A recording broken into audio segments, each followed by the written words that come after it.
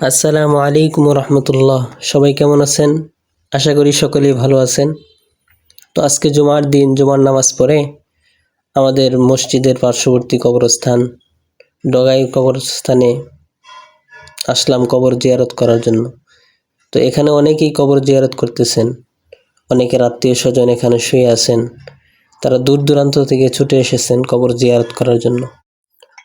কবর জিয়ারত করা এটা হলো নবী করিম সাল্লাল্লাহু আলাইহি ওয়াসাল্লামের একটি সুন্নত। নবীজি বলছেন, তোমরা কবর জিয়ারত করো, এতে তোমাদের দিল নরম হবে এবং মৃত্যুর কথা বেশি বেশি স্মরণ হবে।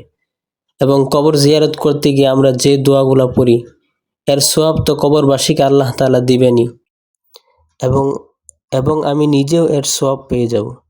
সুতরাং কবর জিয়ারত করলে কবরবাসীরাও উপকৃত হবে এবং আমরাও উপকৃত হইতে পারব।